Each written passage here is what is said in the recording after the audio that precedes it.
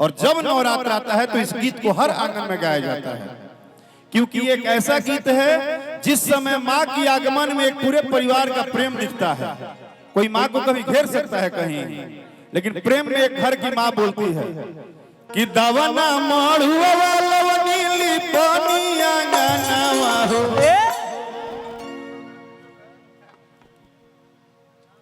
यार हम तो आपके लिए ताली बजा दे भाई, जियो से मेरे भाई के लिए ताली बजाओ यार, झाल पे जो बैठा है। क्या मतलब फीले ना भाई हमारा कि हम बड़ी हाथना दिन बाद बली आई बनी कि दवना माड़ुआ नीली पानिया।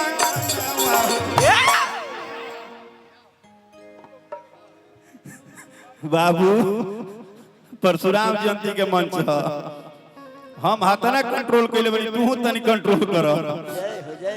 आज के आनंद भक्ति भाव में रखा कि दवना माड़ुआ नीली पानिया गानावा हो।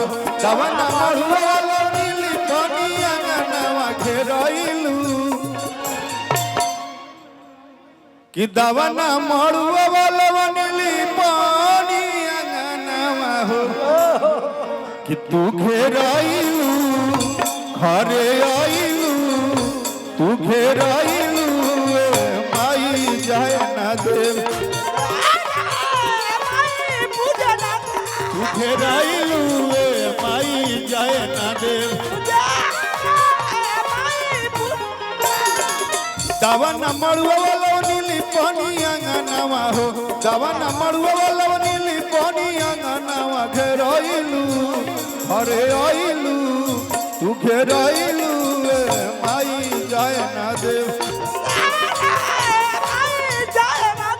अरे आइलू माई जाए ना देव।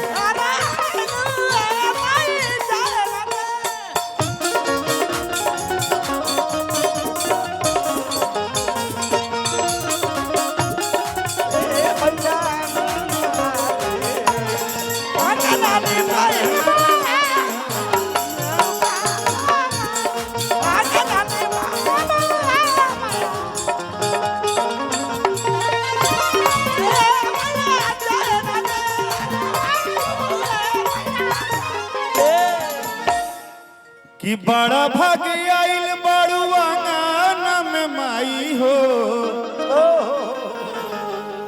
मन कर दिया हम सोझा जराई हो कि बड़ा भाग आइल बड़ुआ गाना में माई हो। मन कर दिया तुहरा सोझा ही जराई हो। अरे वाह, चलो तुम्हारे हाथ से पुरस्कार लेना था मुझे।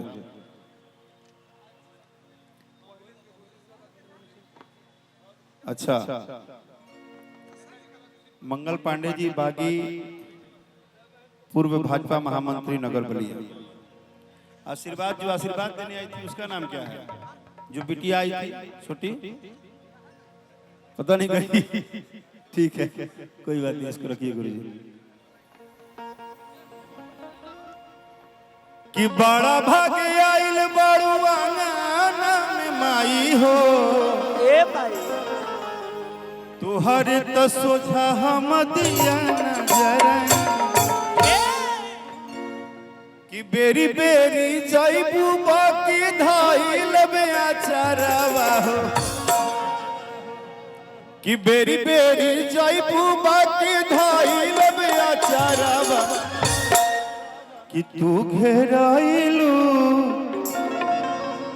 कि घरे आइलू तू घेराइलू।